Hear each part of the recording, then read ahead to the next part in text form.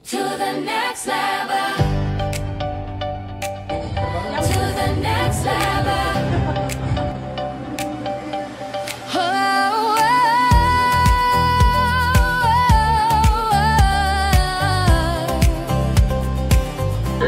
Alright, sekarang Abang Bat dan tim berada di LHDN, Akademi Pencapaian Malaysia, dan kami akan bersama dengan setiausaha LHDN seluruh Malaysia dalam program To the Next Level. Let's go. Cekap bekerja penuh dedikasi, kami istrikan di menjaga amanah.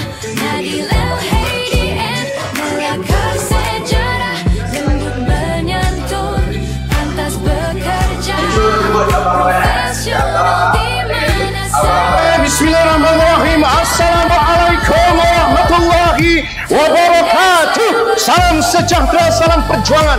What brought you here won't bring you there. Mama ulang. What brought you here won't bring you there. Apa yang yes, and enjoy. Alhamdulillah, pipi masing-masing. Alright, okay. InsyaAllah lebih berseri. Perempuan betul tak faham prinsip what brought you here won't bring you there. Dan ini first time Abang Bat bersama dengan sekretari-sekretari PA daripada LHDN. Nah, dan ni Abang Bat tak tahu berapa kali dah Abang Bat dalam Dewan ni. Dewan ni kita pegang gemuruh sikit. Alright. Abang Bat nampak ada 3 orang lelaki, betul? 2 ada dekat sini.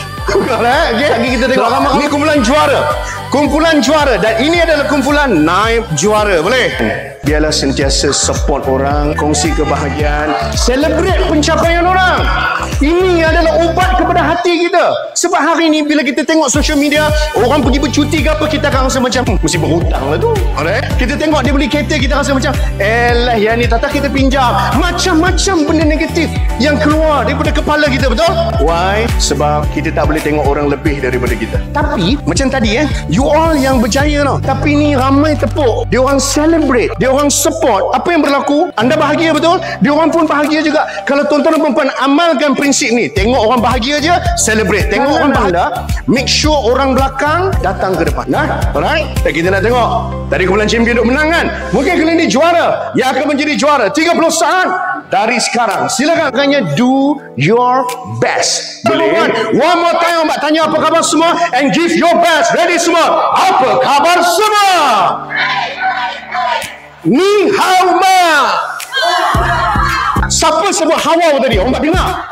Hawau, lahabau. Tuan-tuan, please, program kita patut syarat. So, Abang Bat nak, kita punya bos mungkin tak cakap Cina, mungkin tak cakap Tamil, tapi kita deal dengan orang yang pelbagai dekat Malaysia. Kita jumpanya. Why? Because of you. Betul Abang Bat? Nah, jadi kalau kata adalah nak jumpa dengan siapa-siapa, katalah daripada orang India contoh, tuan-tuan perempuan sebut, "Hi, good morning sir. Eppadi irukkreenga?" Oi, tuan-tuan, mai. Ikut Abang Bat. Eppadi. Dia tinggi. Tangan kena macam kajol. Sekali lagi. Keringe. Nalar ke? Ready semua? Eppadi irukkreenga? Selamat datang ke sesi pagi ini To the Next Level. Bagi tepuk